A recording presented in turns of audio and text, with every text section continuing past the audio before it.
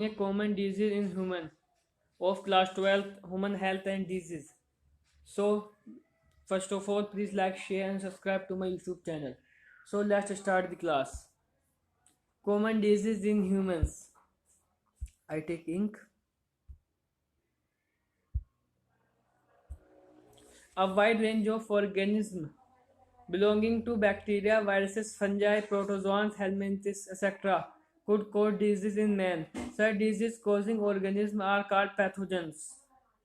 इन हिंदी जितने भी ऑर्गेनिज्म हैं जैसे कि बैक्टीरिया, वायरसेस, फंजाई, प्रोटोजोआंस, हेलमिंथ्स जो कि बीमारियां करते हैं उन्हें हम पैथोजेंस बोलते हैं. Most parasites are therefore pathogens as they cause harm to the host by living in on them. हम जानते हैं पैरासाइट्स वो होते हैं जो कि दूसरे की बॉडी पर आते हैं. तो कभी कभी पैरासाइट्स ही पैथोजन बन जाते हैं क्योंकि वो जो होस्ट बॉडी है उसको नुकसान पहुंचाते हैं. The pathogens can enter our body by various means, multiply and interfere with normal vital activities, resulting in morphological and functional damage. यानी कि जब पैथोजेंस हमारे अंदर चले जाते हैं, बहुत सारे रास्ते हैं, तो वो हमारे शरीर के अंदर जाकर मल्टीप्लाई करते हैं और फिर जो हमारी रोज़मर्रा की ज़िंदगी है उसमें चेंज लाते हैं और फिर जो हमारा मॉर्फोलॉजिकल एंड फंक्शनल डैमेज हो जाता है. For example the pathogen that enter the gut is must now a way of surviving in the stomach at low pH and resisting the various digestive enzymes. जो भी pathogens होता है उसे अपना रास्ता पता होता है और उसे यही पता रहता है कि हमें होस्ट के जहाँ वो रह रहा है वहाँ कैसे सरवाइव करना है. जैसा कि एक पैथोजन है जो कि ह्यूमन स्टोमक में रहता है तो उसे पता है कि उसे लो pH पर कैसे जिंदा रहना है और जो वेरियस डाइजेस्टिव एंजाइम्स हैं उनसे कैसे बच कर रहना है. A few representative members from different group of pathogenic organisms are discussed here along with diseases caused by them. Preventive and control measures against these diseases in general are also briefly described. So let's start with first our disease, typhoid. Salmonella typhi is a pathogenic bacterium which causes typhoid fever in human beings. So it is very important.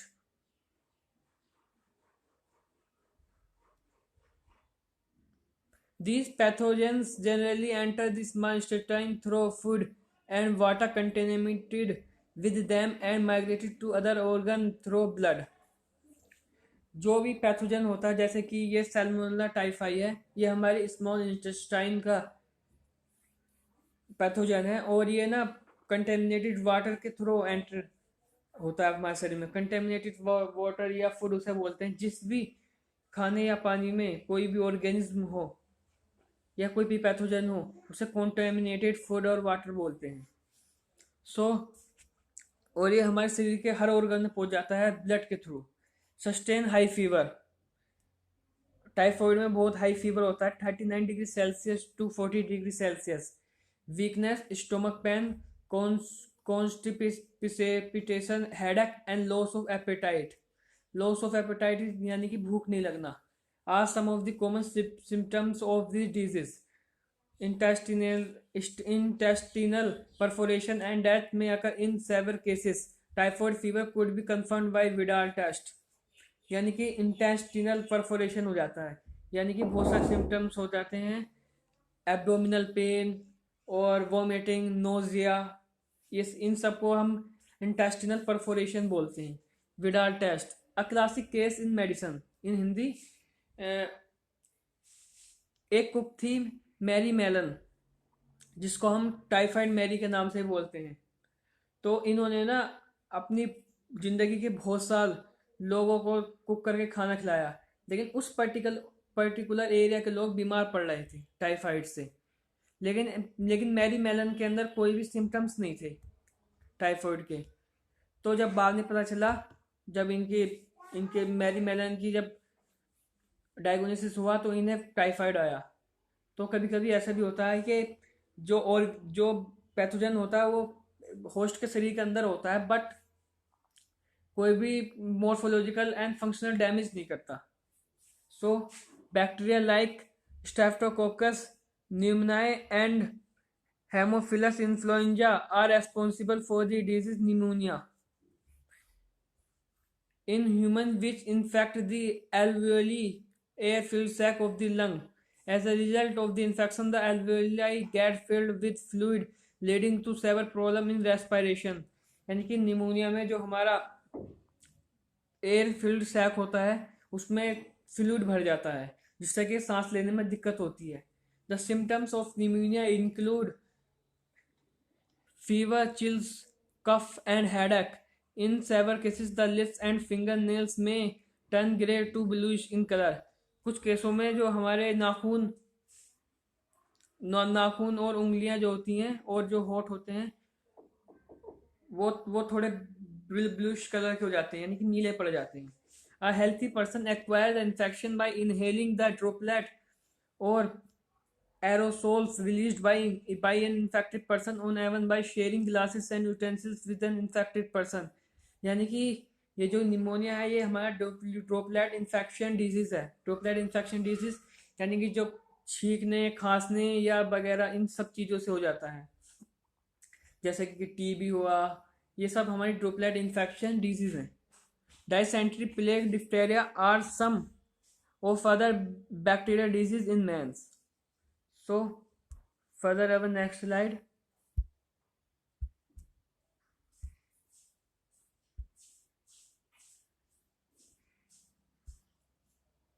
Such group of viruses which cause one of the most infectious human ailments, the common cold. It is very important, common cold. They infect the nose and respiratory passage but not the lungs. Yeah, and this is the major difference between pneumonia and common cold. क्योंकि जो हमारा pneumonia होता है उसमें हमारा lungs भी infect होता है लेकिन जो हमारा कॉमन कोल्ड होता है उसमें हमारा लंग इन्फेक्ट नहीं होता. The common cold is characterise by nasal congestion and discharge, short throat, weakness, cough, headache, tiredness etcetera. यानी कि इसके सारे बहुत सारे कॉमन सिम्टम्स हैं जैसे कि शॉर्ट थ्रोट यानी कि गले में दिक्कत होना और तुम्हारा कफ खांसी, हेडेक यानी कि सिर में दर्द होना and which usually last for 3 to 7 days. Common cold की एक बहुत अच्छी बात है अगर आप इसकी मेडिसिन लेते हो तो ये आपका जब भी 7 दिन में सही होगा और आप इसका प्रॉपर मेडिकेशन नहीं भी लेते हो तो भी आपका ये 7 days में सही हो जाएगा. Droplet resulting from cough of sneezing or of an infected person are either inhaled directly or transmitted through contaminated objects such as pens, books, cups, door hooks, doorknobs, computer keyboards or mouse and cause infections in a healthy person. यानी कि जैसे मान लिया किसी को common cold हुआ और उसने अपना जो रुमाल है उससे अगर अपनी खांसी को रोका और फिर आपने वो रुमाल छू लिया तो उसका जो वायरस है कॉमन कोल्ड का वो आपके उसमें आ जाएगा, आपके हाथ पर जाएगा और फिर आपके हाथों के जरिए फिर वो आपके शरीर में एंटर कर जाएगा. Some of the human diseases are caused by protozoans too. You might have heard about malaria, a disease man has been fighting since many years. और जो मलेरिया ये आज के दौर पर भी बहुत ज़्यादा इससे लोग बाग मरते हैं. Plasmodium, a tiny protozoan, is responsible for this disease. Plasmodium, a tiny protozoan, is responsible for this disease. Different species of Plasmodium. Plasmodium की 3 स्पीसीज होती हैं. Plasmodium vivax, Plasmodium malaria and Plasmodium falciparum are responsible for different types of malaria. Of this, malignant malaria caused by Plasmodium falciparum is the most serious one and can even be fatal. Fatal यानी कि जानलेवा. यानी कि Plasmodium falciparum is very dangerous and most serious. Let us take a glance of the life cycle of Plasmodium. Plasmodium enters the human body as sporozoids, infectious form. Yeah. Plasmodium enters the body as sporozoid, और ये इसका infectious form होती है, यानी कि sporozoite जो इसकी form होती है उसके बाद ही ये अपना काम शुरू करता है, यानी कि आरबीसीज में जाना, ये सब स्पोरोजोइड फॉर्म में शुरू करता है। Through the bite of infected a female Anopheles mosquito, the parasites initially multiply within the liver cells and then attack the red blood cells, resulting in their rupture. Yeah, this is important. The parasite initially multiply within the liver cell. जो हमारी body की liver cell होता है उसमें ये उससे सबसे ज़्यादा पहले अटैक जाग करता है और वहाँ पर मल्टीप्लाई करता है, यानी कि अपने तादाद को बढ़ाता है और फिर हमारे आरबीसी को रप्चर करता है। The rupture of RBC is associated with release of toxic substance hemozoin, which is responsible for the chill and high fever recurring every 3 to 4 days. यानी कि जो हमारी आरबीसी रप्चर हो जाती हैं तो उससे बहुत टॉक्सिक सब्सटेंस रिलीज होता है जिसे हम हेमोजोइन बोलते हैं, जो कि क्योंकि हमें पता है मलेरिया में ठंड लगती है और हाई फीवर रहता है जो कि हर तीसरे चौथे दिन में आता है, तो उसका कारण ये हेमोजोइन ही है। When a female Anopheles mosquito bites an infected person, these parasites enter the mosquito body and undergo further development. मान लिया अगर आपको मलेरिया हो गया और आपको उस फीमेल एनोफिलीज मॉस्किटो ने काट लिया, तो वो जो प्लाज्मोडियम है वो उस मच्छर की बॉडी में पहुंच जाएगा। The parasites multiply within them to form sporozoites and are store in salivary glands, और फिर उसे मच्छर जो होता है उसे मल्टीप्लाई करवाता है और उसे फिर स्पोरोजोइट की फॉर्म में लाता है, क्योंकि हमें पता है क्योंकि जो प्लाज्मोडियम का इन्फेक्शियस स्टेज है वो स्पोरोजोइट ही है, क्योंकि जब तक स्पोरोजोइट नहीं होगा जब तक वो किसी भी होस्ट सेल को इन्फेक्ट नहीं करेगा। तो और एक सबसे अच्छी बात यह है कि जो ये प्लाज्मोडियम होता है ना, तो ये इसके उसमें रहता है सैलिवरी ग्लैंड्स में रहता है, और ये बहुत इंपॉर्टेंट क्वेश्चन है नीट के लिए। When these mosquitoes bite a human, the sporozoids are introduced into her body, thereby initiating the events mentioned above.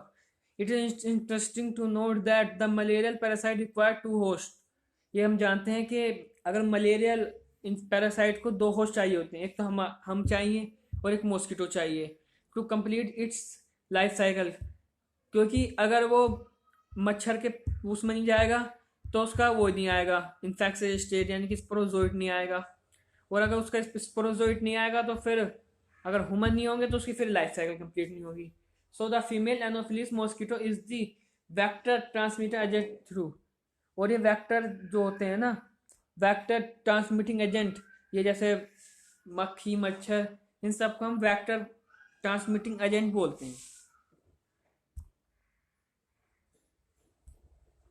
So for the next slide, it is a diagram of Plasmodium, stage life cycle of Plasmodium. तो start करते हैं। सबसे पहले एक मच्छर ने एक human को इन्फेक्ट किया, यानी कि when the mosquito bites another human sporozoites are injected with bite. हाँ, यानी कि अगर मच्छर ने किसी आदमी को काटा तो जो उसके इन्फेक्शन स्टेज है स्पोरोजोइट वो शरीर के अंदर पहुंच जाएगा उस होस्ट के। Mature infective stage sporozoid except from gut and migrated to the mosquito salivary gland.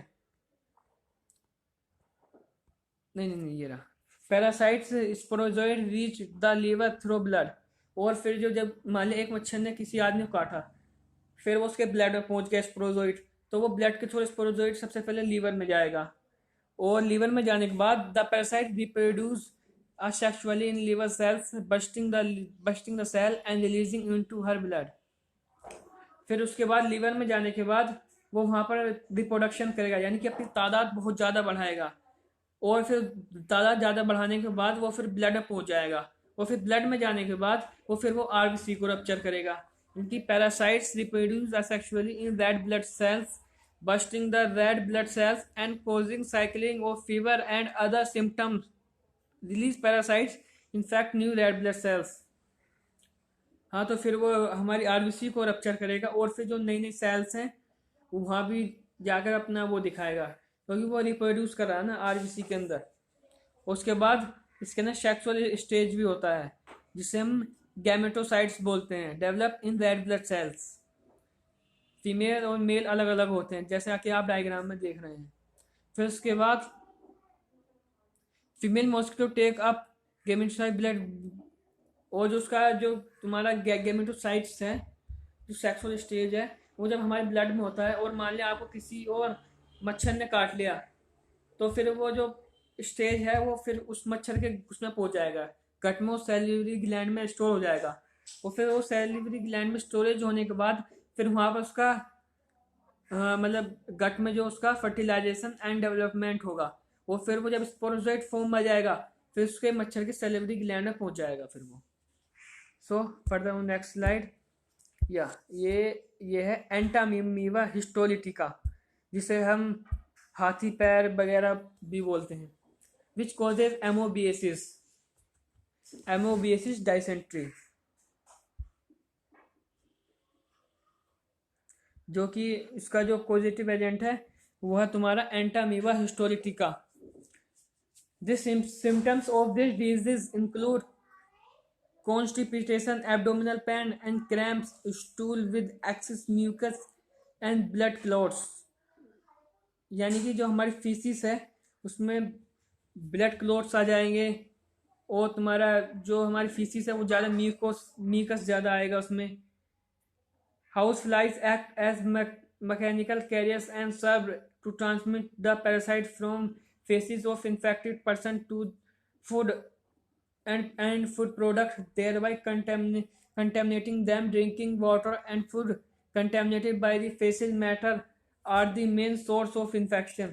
यानी कि जो कि हमारी जो हाउस फ्लाइज होती हैं, वो जो अगर किसी को मान लिया एंटामीवा हिस्टोलिटिका हो गई, यानी मतलब एंटामीवा हिस्टोलिटिका ने अमोबियसिस कर दिया, तो जब वो उसकी जो फीसिस अगर उस पर मक्खी बैठ गई और फिर वो किसी और फूड पर बैठ गई, तो उसका जो पॉजिटिव एजेंट है एंटामीवा हिस्टोलिटिका, तो वो फूड को कंटेमिनेटेड कर देगा या वाटर को, और फिर यही उसका मेन सोर्स होगा इन्फेक्शन का।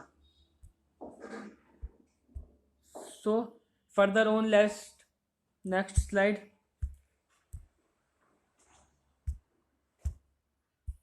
ये क्या हो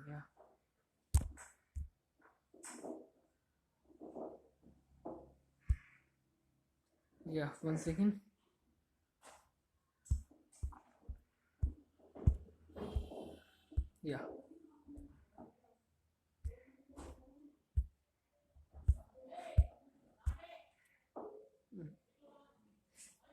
Ascaris, the common roundworm, and Wucheria, the flail worm, are some the helminthids which are known to be pathogenic to man।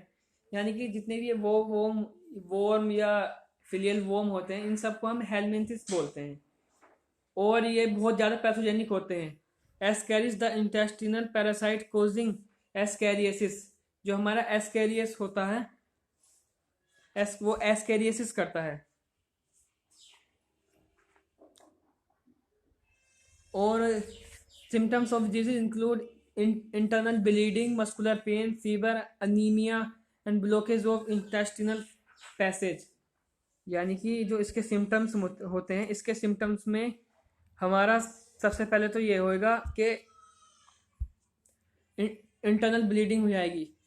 यानी कि इंटरनल ब्लीडिंग यानी कि शरीर में जो होता है, जो ब्लड वेसल्स होती हैं वो थोड़ी रप्चर हो जाएंगी, और मस्कुलर पेन होगा, बहुत ज़्यादा मस्कुलर पेन होगा, और बुखार आएगा, और अनीमिया यानी खून की कमी हो जाएगी, और जो हमारा इंटेस्टिनल पैसेज है वो ब्लॉकेज हो जाएगा। The egg of the parasite are excreted along with the faeces of infected person with contaminated soil, water, plants, etc. A healthy person acquire this infection through contaminated water, vegetable, food, etc. बस same ये जैसे हमने पहले देखा था कि मान लिया कोई इन्फेक्टेड पर्सन है, जो उसकी फीसिस होएगी, उसी से ही फिर दूसरा जो वो है वो आदमी इन्फेक्ट होएगा। Wucheria, the filial worm, causes a slowly developing chronic inflammation of the organ in which they live for many years, usually the lymphatic vessels. Lymphatic vessels of the lower limbs and a disease called elephantiasis or filariasis. जो हमारा बुकेरिया है, ये भी जो फिलेल वोम है, ये भी मतलब एक क्रोनिक डिसीज इन्फ्लामेशन करता है ऑर्गन्स का। क्रोनिक यानी कि जो जल्दी से नहीं जाता, बहुत लंबे टाइम के लिए करता है, जो कई सालों तक रह सकता है। ज़्यादातर ये लिम्फेटिक वेसल्स और तुम्हारे लोअर लिम्स को ज़्यादा इन्फेक्ट करता है, और इसे हम एलिफेंथियासिस बोलते हैं, और filariasis. The genital organs are also often affected, यानी कि जो हमारे जेनिटल ऑर्गन्स हैं वो और अफेक्ट होती हैं, resulting in gross deformities. The pathogens are transmitted to a healthy person through the bite of female mosquito vector. जो ये किसी और को बीमारी होती है, ये भी तुम्हारा मच्छरों से ही होती है, मच्छरों के काटने से ही होती है। So further on next slide, many fungi belonging to the genera Microsporum, Trichophyton and Epidermophyton are responsible for ringworm, which one of the most common infectious disease in man। यानी कि जो फंगाई है उस और उसकी जो जेनेरा है, जैसे माइक्रोस्पोरम, ट्राइकोफाइटन एंड एपिडर्मोफाइटन, जो कि हम बायोलॉजी के क्लासिफिकेशन में डिटेल्स में पढ़ेंगे, वो हमारे रिंग वॉर्म करते हैं। रिंग वॉर्म यानी कि इन हिंदी बोले तो दांत कर देते हैं, और ये बहुत ही ज़्यादा इन्फेक्शियस और कॉमन डिजीज़ है इन इंडिया।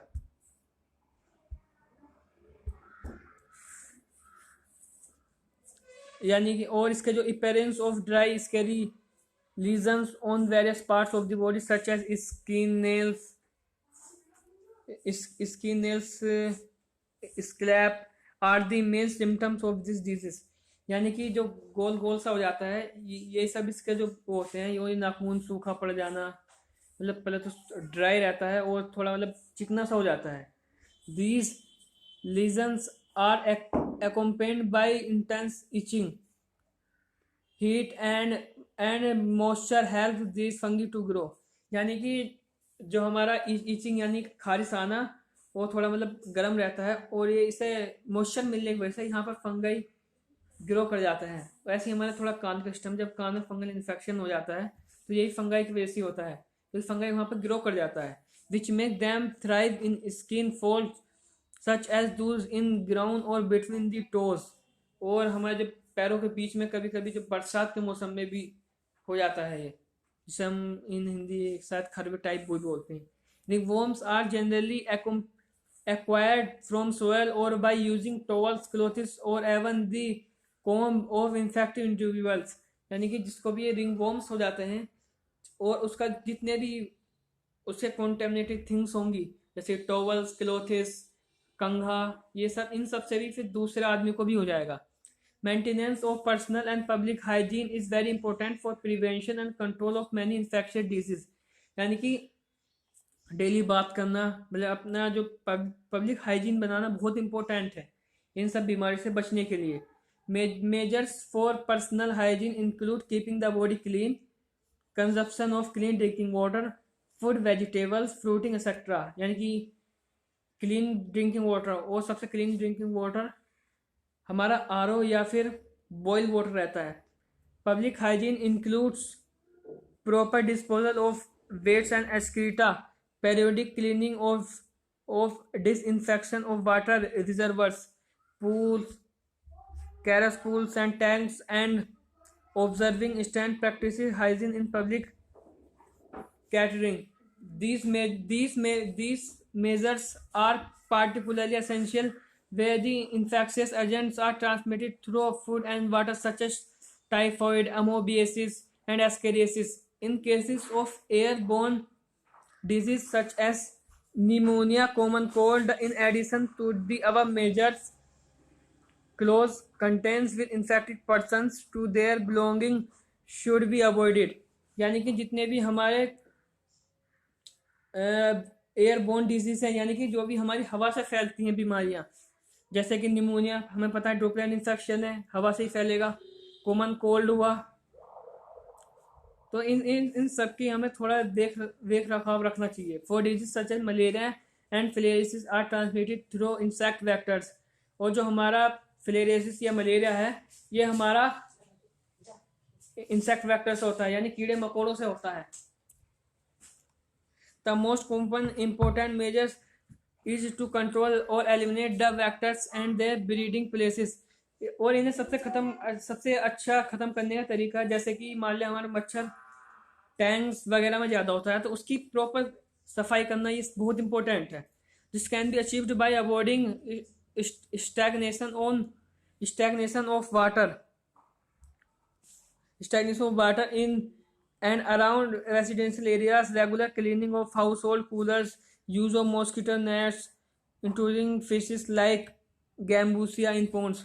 जो हमारी गैम्बूसिया फिश होती है ना, तो ये जो हमारे मच्छर होते हैं इनके जो लार्वा होते हैं वो लार्वा को खाती है.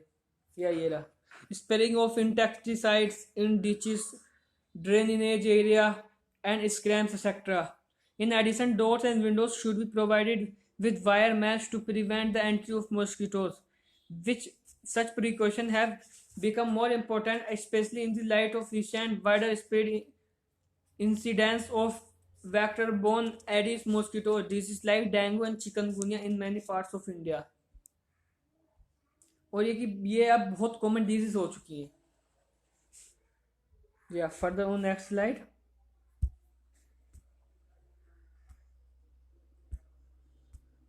The advancements made in biological science have armed us to effectively deal with many infectious diseases. The use of vaccines and immunization programs have enabled us to eradicate our deadly diseases like smallpox. यानी कि अब जो हमारी जो biological science है वो बहुत ही advance हो चुकी है. अब हमारे पास जिन बीमारियों का इलाज नहीं है उनके लिए हमारे पास प्रिकॉशन के तौर पर एक वैक्सीन है जिससे कि वो बीमारी ज़्यादा नहीं फैले. जैसे मान लिया हेपेटाइटिस बी है, इसका अभी तक कोई भी परमानेंट इलाज नहीं है, लेकिन अगर आप गवर्नमेंट हॉस्पिटल में जाएंगे तो इसकी वैक्सीन उपलब्ध है. आप इसकी जाकर वैक्सीन लगवा सकते हैं, फिर आपको ज़िंदगी में कभी नहीं होगा. और इसके सिर्फ 3 शॉट लगते हैं वैक्सीन के. A large number of other infectious diseases like polio, diphtheria, pneumonia, and tetanus have been controlled at extent by use of vaccines. हाँ, मैंने यही बताया क्योंकि जिन बीमारियों का इलाज नहीं है उसके लिए हमारे पास वैक्सीन है. और जैसे ये कोरोना वायरस है, इसकी भी वैक्सीन लगभग 1-2 साल में आ जाए क्योंकि इसके बहुत सारे प्रोसेस रहते हैं. Human trial phase, under trial phase, clinical phase.